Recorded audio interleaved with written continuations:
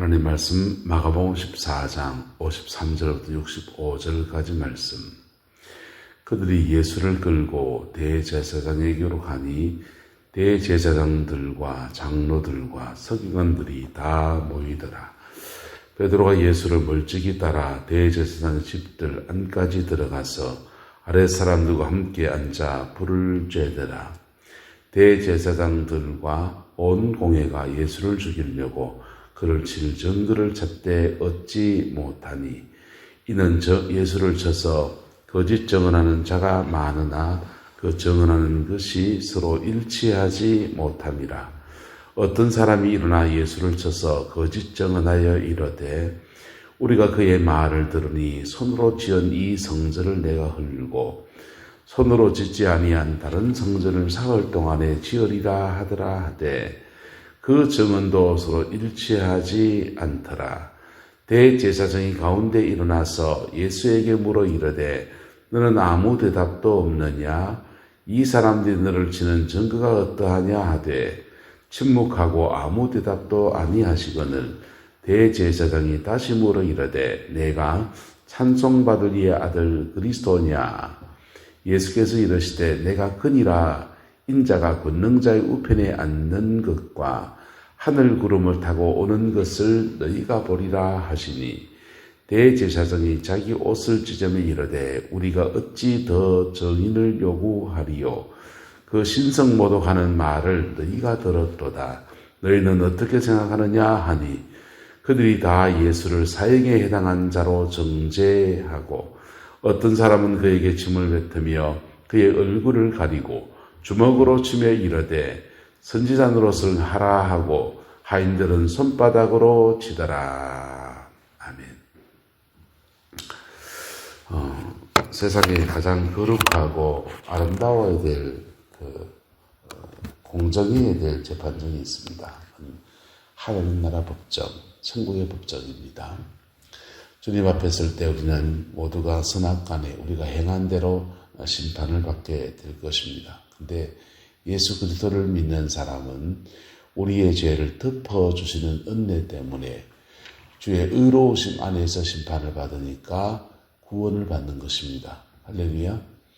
그래서 그 심판, 천국의 그 심판을 본떠서 이 세상에도 또 교회 안에 또 교회와 교회 사이에 여러 가지 일이 일어날 때 재판이 있습니다. 종교적인 재판이 있습니다. 세상 법정의 재판도 있지만은 종교적 재판이 있습니다. 세상 법정의 재판은 법학을 전공한 사람들이 법 판결문을 오랫동안 연구하고 그리고 판결문의 논거들을 자세히 살펴서 그걸로 재판을 합니다. 법은 만인 앞에 평등해야 되지요. 근데 한국 사회의 만연한 말들 중에 하나가 무전유죄, 유전무죄. 돈이 없으면 유죄고 돈이 있으면 무죄가 된다. 또 돈이 있으면 이게 1심, 2심, 3심 이렇게 되지 않습니까? 1심 때는 여론이 집중되는 때예요. 여론이 집중돼 그 사건이 일어나고 얼마 되지 않을 때 1심 때는 강한 형량을 때립니다. 돈 있는 사람들도. 왜? 사회적 시선이 있으니까. 그런데 2심, 3심 올라가면 좀 흐릿해집니다. 심지어는 3심까지 크게 그냥 엄벌을 내려서 감옥에 가두어두어도 좀 지나고 나면 무슨 8.15 특사 이럴 때 뭔 돌을 쓰는 무슨 백을 쓰는지 빠져나옵니다. 그래서 특별사면이라고 하는 것들이 법치주의에 사실은 맞지는 않아요. 그 장기 모범수라든지 이런 분들을 이렇게 정말 이렇게 후감생활을 잘 하시는 분들을 풀어주는 것은 이해가 되는데 주로 많이 풀려나는 사람은 경제사범들, 정치사범들이 주로 많이 풀려나고 돈 없는 사람은 거기 갇혀있는 경우들 또 그런 거 많습니다. 나와서 또 사고 또 치고 이게 한국 사회의 모습이에요. 근데 하나님 나라 법정이 그대로 이 땅에 이루어져야 될 때가 어디냐? 종교재판입니다. 교회가 하는 재판들 또 노회가 치리권 행사하는 재판들, 총회가 치리권 행사하는 재판들은 공정해야 합니다. 이 공정해야 될 이 재판석이 부족함이 너무 많습니다. 첫 번째는 제도적 부족함입니다. 지금 종교의 사회가 아니기 때문에 수사권이 없어요. 그래서 수사권이 없으니까 사실관계를 증거를 가지고 명확하게 잡기가 쉽지 않습니다. 그 사람들의 정언에 의탁합니다. 그래서 절차상의 문제나 이런 것들만 따지게 돼 있지 그 수사권을 가지고 은행 계좌를 열람을 한다든지 그럴 수가 없습니다. 요즘 세상이 얼마나 복잡합니까? 그래서 첫 번째 수사권이 없는 게 문제고, 두 번째는 제도적으로 징벌권이 없습니다. 교회에서는 징벌권이 수찬 정지, 출교, 제명, 목사들 제명 이런 것밖에 없지 감옥에 갇혀라, 몇 년형 이런 거 없습니다. 징벌권이 없습니다. 그래서 교회의 처벌이, 교회 가는 처벌이 성방마귀가 된다 이런 의미가 있어요. 그리고 교회 가는 재판들은 또 결정적인 문제가 있는데 연약한 사람들이 비전문가들이 하고 그것도 이렇게 언론에 알려지는 바가 아니고 교계에서만 수곤수곤하고 끝나다 보니까 이게 팔이 안으로 굽는다고 돈 받아 먹은 분들이 속이 있을 수 있고 이러저러한 것들 때문에 빠져나갈 사람은 빠져나가고 정말 무전유죄가 되어지는 그런 일들이 비일비재하게 일어나는 게 교회의 재판들이에요. 그래서 저게 재판국에 올라와 있는 소식들 들으면 너무 가슴 아픈 얘기들 많아요. 근데 예수님도 당시에도 별반 다르지 않았던 것 같습니다. 예수님을 재판하게 되는데 대제사장들과 장로들과 서기관들이 사내들인 형성했습니다. 사두개파와 바리새파가 연합해서 사내들인 공의회를 형성하고 그 공의회에서 예수님이 재판을 받습니다. 이 재판을 받을 때 예수님은 지혜자이시고 예수님은 성령의 능력을 가진 사람이니까 이거 빠져나가려면 얼마든지 빠져나갈 수 있습니다. 사도 바울이 이런 공의에 잡힌 적이 있습니다. 그 공의에 잡혀서 자기를 내가 신문을 해오는데 사도 바울이 이렇게 말했습니다. 나는 바리새인이고 바리새인의 후예로서 죽은 자의 부활에 관한 얘기를 전가한다는 것 때문에 여기 잡혀왔다 이렇게 외쳤습니다. 그랬더니 사두개파는 부활을 안 믿고 바리새파는 부활을 믿는데 바리새파와 사두개파 저거들끼리 싸움이 펼쳐졌습니다. 논쟁이 펼쳐졌습니다. 그래서 사도 바울을 향한 칼날을 저거들끼리 싸우는 쪽으로 바꿔놓는 그런 지혜를 사도 바울이 발했습니다. 사도 바울에게 있는 지혜가 예수님에게 없겠습니까? 주님이 피해가려면 피해갈 수 있습니다. 주님이 이 재판석에서 하늘의 지혜를 가지고 피해가지 않습니다. 묵묵히 이 모든 여정들을 감당해 갑니다. 유대인들은 유월절 양을 잡을 때 어떻게 하냐면은 유월절 전 3일 4일 전에 어린 양을 집으로 드립니다. 들판에 키우던 양을 집 아래 두고서 함께 풀을 뜯어먹고 함께 그 어린아이가 특별히 집에 있는 어린아이한테 담당을 지켜요. 네가 풀 먹여라. 그래서 양의 풀을 먹이고 양의 변을 치우고 양을 돌봐요. 3, 4일 동안 마치 애완동물처럼 그렇게 양과 정이 들게 만듭니다. 그리고는 정이 든 그 양을 유월절날 잡아서 문설주 임방에 바르고 그 고기를 먹는 겁니다. 자기와 정든 사람을 그렇게 죽이고 양을 죽이고 애완동물을 그렇게 죽이고 그 쉽지 않지 않습니까? 근데 예수님도 유월절 며칠 전 월요일날 예루살렘에 입성하시고 주일날 입성하시고 주일을 지내고 월요일, 화요일, 수요일, 목요일, 금요일에 돌아가십니다. 5일 정도의 일정한 시간을 지내고 난 뒤에 유월절날 돌아가십니다. 주님은 지금 예루살렘에 입성하시고 예루살렘 거민들과 말씀을 나누시고 교제하시고 그들에게 권면하시고 깨우치시고 교제의 시간을 가졌습니다. 친해졌습니다. 친해진 그 예수님을 십자가에 못 박는 날입니다. 그래서 주님은 틀 깎는 자 앞에 잠잠한 어린 양같이 하늘의 지혜고 뭐고 다 내려놓고 겸비하게 어떤 은사도 사용하지 아니하시고 겸비하게 십자가의 죽음의 그 길을 걸어가는 것입니다. 기독교 신앙의 핵심은 성령의 능력이 아닙니다. 기독교 신앙의 핵심은 십자가의 죽음입니다. 십자가의 죽음입니다. 하늘의 은사를 가졌다. 그래도 십자가에 깊이 회개하고 정결케 되는 은혜와 그리고 본인이 그리스도의 모본을 따라서 십자가를 지는 삶의 태도 이런 것 없다면 참된 기독교 정신을 가진 사람이라 할 수 없습니다. 예수님은 그 여정을 걸어가시는 것입니다. 그래서 주님에게 사람들이 질문을 하고 신문을 하는데 그 신문의 내용인즉슨 두 가지였습니다. 첫 번째 것은 이 성전을 헐라. 손으로 지은 이 성전을 내가 헐고 손으로 짓지 않은 다른 성전을 사흘 동안에 지을 것이다. 하나님의 성전을 새롭게 세울 것이다 라고 하는 말씀입니다. 주님은 이거 이루셨습니다. 육체된 성전된 당신의 육체를 헐고 죽임을 당하고 그리고 3일 만에 당신이 부활하시는 것을 말합니다.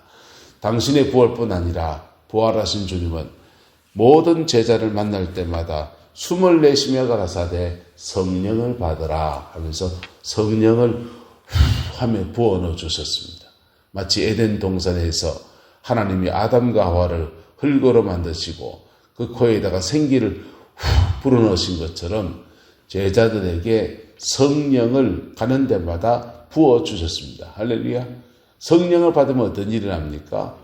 회개는 내가 하나님 앞에 회개하는 거 그럴 때 중성의 역사가 일어나지만은 그때 반드시 오늘날은 성령이 임합니다. 성령이 임하면 성령 안에서 내가 회개한 제목마다 불로 인을 치시고 그리고 다시 그 죄에 떨어지지 않도록 살아가도록 도와주시고 그 성령 안에서 내가 또 넘어져 죄를 지어도 이상해요. 그 성령이 떠나지 아니하십니다. 우리 성령의 인침받되어서 하나님 자녀로 인을 침받되었기 때문에 약해서 넘어져도 쓰러져도 다시 붙들어 가시는 하나님의 은혜들이 나타납니다. 이게 중생의 신비한 역사예요. 예수님 당시에는 제자들이 거듭났는데도 심지어 성령의 은사가 나타나고 하는데도 성령이 제자들의 속에 계시지 않더라고 했습니다. 그러나 주님 부활하시고 난 뒤에는 제자들에게 숨을 내쉬며 가라사대 성령을 받으라고 하십니다. 제자들에게 성령을 주셨어요. 그래서 제자들의 영혼 속에 하나님의 성전을 실제로 짓고 계신 겁니다. 죽음과 부활이라고 하는 제사함의 터에 성령이 임해서 그들의 인격 속에 그들의 영혼 속에 하나님의 신령한 성전이 지어지고 있는 것입니다. 요한복음 4장 말씀에 이 물을 마시는 자마다 다시 목마르느니와 내가 주는 물을 먹는 자는 영원히 목마르지 아니하리니 이는 너희의 속에서 솟아나는 샘물이 되리라. 이 솟아나는 너희의 속에서라고 하는 단어를 이 요한복음의 기자는 의도적으로 나우스라는 헬라어를 사용했습니다. 나우스는 지성소를 말합니다. 실제로 지성소예요. 너의 영혼의 지성소에서 솟아나는 샘물이 될 것이다. 거듭난 사람은요, 자신의 영혼 안에 영적인 지성소가 있습니다. 거기서 솟아나는 샘물이 됩니다. 그 솟아나는 샘물이 퐁퐁퐁퐁 솟아나면 험한 세상 살아가는 중에 낙심할 때 잠깐만 기도하면 그 샘물이 펑펑펑펑 솟아나면서 소망을 줍니다. 희망을 줍니다. 그냥 뇌피슬로 그냥 희망회로만 들리는 것이 아니라 실제로 희망의 길을 열어주십니다. 그리고 인생의 길을 열어주시고 끌어가신 역사들을 허락하십니다. 그리고는요, 죽음이 닥쳐올 때 모든 사람이 죽음 앞에 절망할 그때 천국 가는 소망을 열어주시고 살아가는 동안에도 주님이 길이 되어주시는 놀라운 역사들이 날마다 일어납니다. 그게 거듭난 사람에게 성령이 그 안에 나우스 지성소로 임하신 사람들의 특징들이에요. 그 복이 함께하게 되기를 예수 이름으로 축복합니다. 근데 그 은혜가 어떻게 오느냐? 손으로 짓지 아니한 다른 성전을 사흘 동안에 지으리라. 부활하신 주님이 당신만 부활한 것이 아니라 다른 모든 제자들에게 성령을 부어주시면서 그들의 영혼 속에 나우스, 지성소를 세우시는 겁니다. 할렐루야. 영혼의 센터가 열리는 것입니다. 사람에 따라서 그렇게 작은 영혼의 센터가 열린 사람도 있고, 요한복음 7장 말씀에 나를 믿는 자는 그의 속에서 그의 배에서 강물이 흘러난다 했는데, 은혜의 큰 강물이 흘러나듯이 영혼의 큰 강물이 흘러나서 만인을 살리는 그런 지성소를 가진 분들도 계십니다. 큰 종이지요. 어쨌든 하나님이 새로 손으로 짓지 아니한 다른 성전을 사흘 동안 짓겠다고 하는데, 예수님 당신의 죽으심과 부활을 통해서 온 인류를 구원하는 구원의 메시지가 완성될 뿐 아니라, 그리고 그 구원과 함께 죄사함의 확정으로 성령이 영혼들 속에 임하시는 겁니다. 구원만 주십니까? 아니요, 구원만 주지 않아요. 구원을 줄 뿐 아니라 인생 전체에 성령님께서 함께 하시는 것입니다. 성령님께서 함께 하시는 겁니다. 은혜를 많이 받으면 성령님의 임재가 온몸에 막 임하기 시작해요. 사람들은 손에 성령의 능력이 막 임해, 손이 막 뜨거워지는 현상이 온다. 막 기도하는데 손이 막 커진다든지, 손을 이렇게 집었을 때 이렇게 미끈미끈한 느낌이 들 때 기름이 막 돈다, 이런 얘기합니다. 그리고는 그런 사람 여지없이 말해요. 너의 손에 불이 있다. 너 신유의 은사를 받았구나.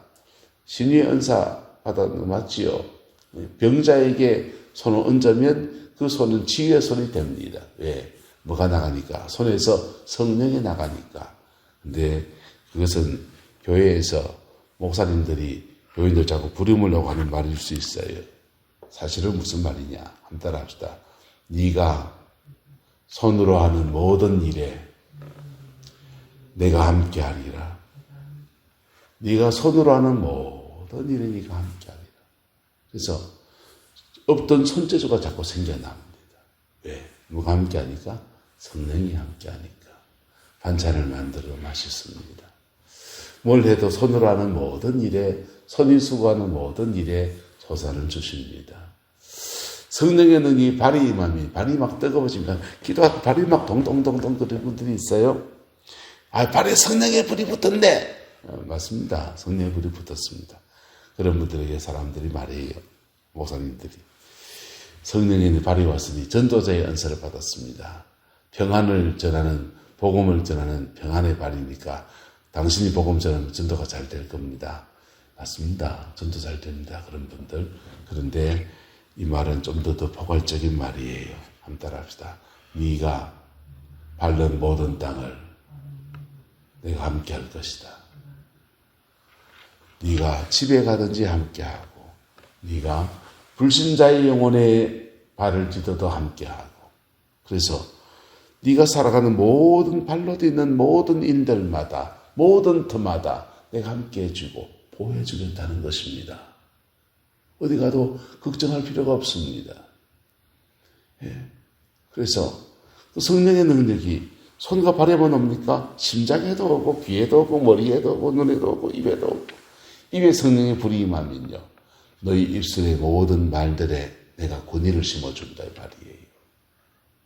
그래서 우리가 하는 말 한마디에 무게를 달려 있습니다. 쉽게 말하면 안 돼요. 성령의 능력 받은 사람들은 입에 박은기도 많이 하고, 그래, 많이 하면 좋은데, 성령의 능력이 입에 많이 임하면요, 네 입술에 권세 있다, 이 말이에요. 죽어봅니다. 살아봅니다. 너의 죄를 그대로 두면 그대로 있고, 사하면 사해지고, 입술에 권세입니다. 사단 마귀 향해서 예수님을 떠나가, 크게 소리 안 들어도 돼요. 입술에 권세 있으면. 그 권세 앞에서 꼼짝 말고 도망갑니다.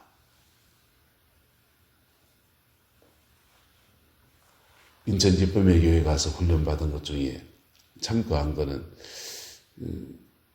영성훈련할 때 그런 거 못 배웠는데, 막 축사사에 갈 때 손들 막 손을 버덕버덕 그러는데, 가르쳐주더만요. 예수 이름으로 명하는 오른손 풀어. 예수 이름 왼손 풀어. 풀립디다. 아하. 예수 이름 명하노니 오른손 풀어, 왼손 풀어. 뭡니까? 입술의 권세입니다. 네가 하는 모든 말에 권세, 권능을 담아주리라. 그래서 사람 앞에 성령의 능력 가진 사람들은 말 한마디도 조심해야 됩니다. 그 말을 부지중에 사람들 잡게 돼 있고, 저주에 말하면 저주가 맺힙니다. 축복에 말하면 축복이 맺힙니다. 저주스러운 일 보면은 판단과 정죄가 먼저 뜨지 않습니까? 아니요. 그때 중보해야 됩니다. 아니면 지나가셔야 돼요. 그거 일일이 꼬집꼬집 뭐 하다 보면은 자기도 모르게 판단하고 정죄하고 칼로 찌고 쫓고 짝긋짝긋 다 합니다. 여러분, 사람을 수술한다고 해부대에 올려놓고는 다 갈라놓고는요, 봉합 안 해주고 수술 안 해주면은 그 살인입니다. 칼로 찔 때는 판단하고 할 때는 치료하려고 하든지 수술하려고 하는 거지, 안 그러면 지나가셔야 돼요. 우리 입술에 권세가 있습니다. 서로 축복합시다. 당신의 입술에 권세가 있습니다. 조심해서 사용합시다. 말 한마디가 무서워요. 그래서 예수님은 손으로 짓지 아니한 다른 성전을 사흘 동안에 당신 자신에게도 지으셨고 제자들과 주를 믿는 사람들에게도 지어주셨습니다. 그리고 성천하셨어요.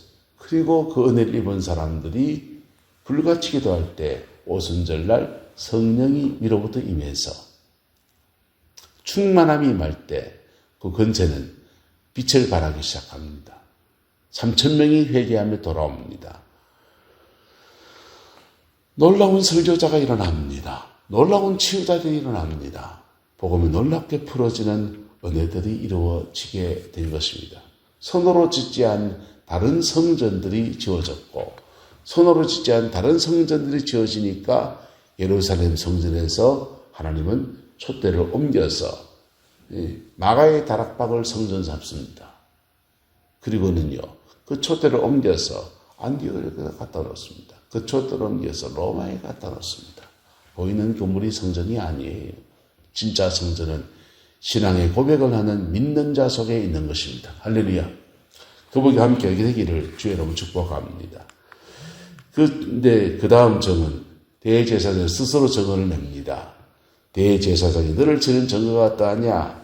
그리고 묻습니다. 네가 찬송받을 이의 아들 그리스도냐?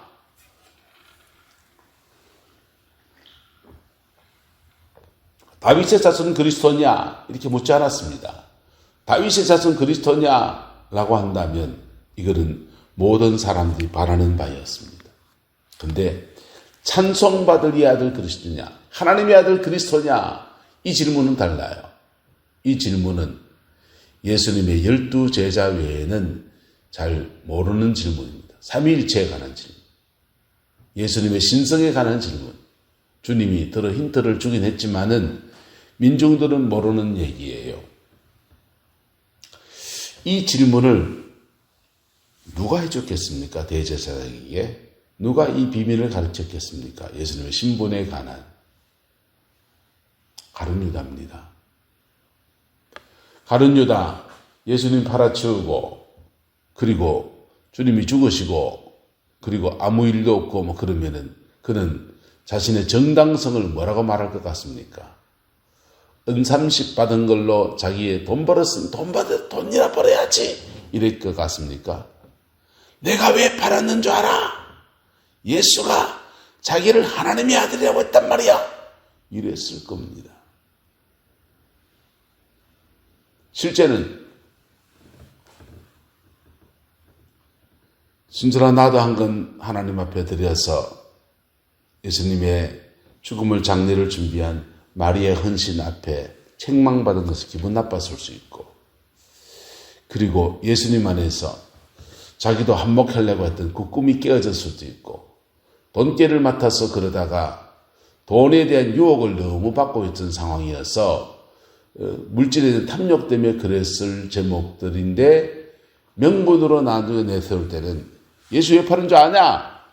그 사람이 말이야 하나님의 아들이 했단 말이야. 이룰 사람입니다.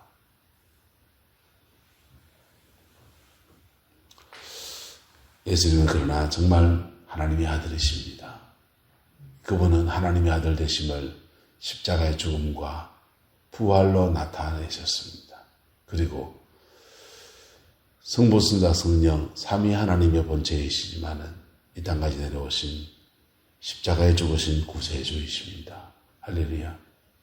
그리고 주님은 이 질문 앞에 겸허하게 말합니다. 내가 그다. 내가 하나님의 아들이다. 62절에 인자가 권능자의 우편에 앉는 것과 하늘 구름을 타고 오는 것들을 너희가 볼 것이다. 이 재림이 가는 얘기입니다. 무슨 허황한 소리를 하는 거냐? 종교적 광신자가 하는 말을 예수님이 하신 겁니다.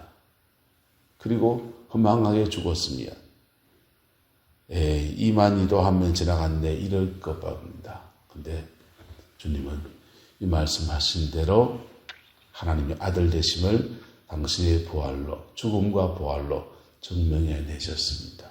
그리고 지금 하나님 보좌 우편에 앉아 계시고 저와 여러분 모두를 하나님의 자녀로, 하나님의 아들로, 하나님의 딸로 받으십니다. 할렐루야.